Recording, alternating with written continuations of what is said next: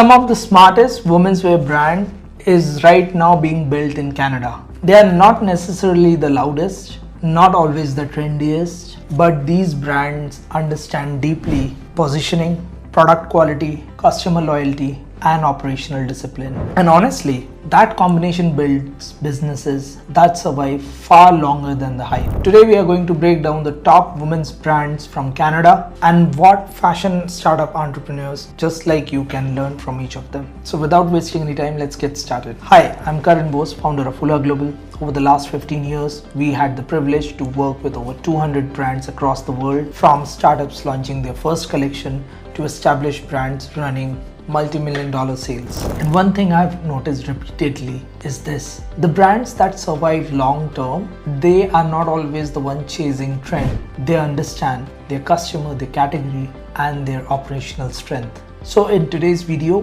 based on the article that we published on our website, we are going to look at the top women's clothing brand from Canada and the deeper lessons we can learn from each of them. So let's get started. Now, before we get into each of these brands, I want to make sure that you understand why Canadian fashion business is interesting. Canadian fashion evolved very differently compared to their peers in US or Europe because Canadian customers tend to value practicality, layering, comfort, quality, and versatility, which means a brand needs to have a lot stronger fundamental, not just aesthetics. And if those fundamentals are strong, customer retention improves drastically.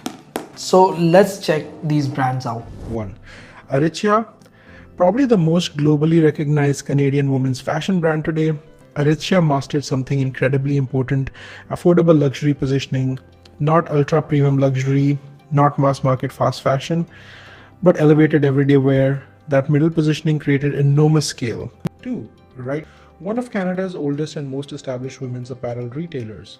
And here's the lesson: longevity in fashion usually comes from operational consistency, not virality. Most startup founders underestimate that. 3. RW&C, part of the Reitmans ecosystem. RW&C built strong positioning around modern professional wear. Now this is important. Women's fashion is not one category. You have occasion wear, office wear, athleisure, luxury, basics, modest fashion, and dozens of subcategories. The sharper your positioning, the easier customer acquisition becomes. 4. Frank and Oak. Frank and Oak helped redefine minimalist modern fashion in Canada. Clean aesthetics, sustainability-driven messaging. Wearable basics. This is where modern consumer behavior is shifting. Customers increasingly want fewer but better products. 5. Dynamite. Dynamite became successful by understanding trend-accessible fashion. Fast enough to feel current but wearable enough for everyday consumers. That balance is difficult. Very few brands maintain it consistently. 6. Garage. Garage understood younger consumers exceptionally well. Youth fashion changes extremely fast, which means inventory mistakes become expensive, trends expire quickly, and customer attention shifts rapidly.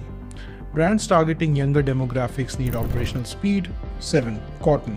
Kotn built strong momentum around premium basics and ethical sourcing. And here's the founder lesson: basics are deceptively difficult, because when products are visually simple, customers become extremely sensitive to fit, fabric, finishing, and consistency. 8. Tentree. Tentree connected sustainability with everyday fashion.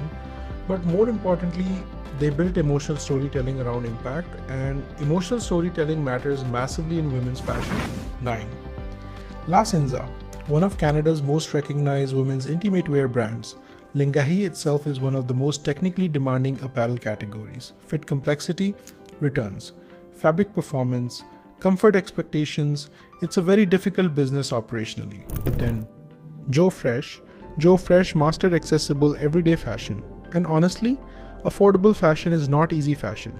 Low pricing leaves very little room for operational mistakes, which means sourcing, inventory planning, and logistics become even more important.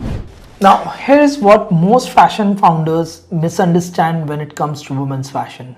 They think success will come from having good designs and a lot of variety, but that's not the case. The brands that survive long term, they understand category positioning, inventory planning, repeat purchase behavior, and customer psychology. Because in fashion, design gets you the attention, but systems build businesses. Let me tell you something that people do not realize. Women's apparel is one of the most competitive categories globally. Why? Because the barriers to entry are very low. Anyone can technically launch a brand, but surviving inventory cycles, that is the difficult part. And that is exactly why so many first-time founders fail. Not because their products were bad, but because they overproduced, or they were out of stock on their hero products, or they underestimated their customer acquisition cost, probably never planned for liquidation, and definitely never calculated their break-even point. So there are a host of reasons why people do not succeed in this category. Now, as a founder, what you should learn from these brands? If you are planning to launch a clothing brand in women's wear sector specifically, you should focus on these 5 things. Sharp positioning versus broad positioning. Narrow the niche down to its narrowest level possible. If you're trying to serve to everyone, you are going to have a brand that nobody understands. Number 2, basics are harder than they look. Simple products can expose quality issues. So if you are building premium basics in women's wear category, make sure your quality is up to the standard. Number 3, inventory discipline matters massively, especially if you are operating in a trend-driven category. Number 4, emotional branding matters. Women's fashion is deeply tied to identity, so if you are not able to get a sync of emotion with your brand, you will have challenges selling out. Repeatability matters more than virality. Sustainable businesses are built through repeat customers. So make sure that you engineer the repeatability from day one and not when you have done your first launch and then trying to figure out. It has to be part of your business DNA from day one. So if you want to study these brands in detail, I'll link the article in description. So make sure you click the link and check that article out. If you are planning to start your own fashion brand and you found this video useful, I would recommend go and check out our fashion business masterclass. We bring a lot more detailed concepts that are important for fashion entrepreneurs. If that makes sense, you can always check out our fashion business bootcamp. Bootcamp is basically 3 days of intense hard work that we build together your brand. So in bootcamp, we also provide 1-year mentorship and a lot of other benefits.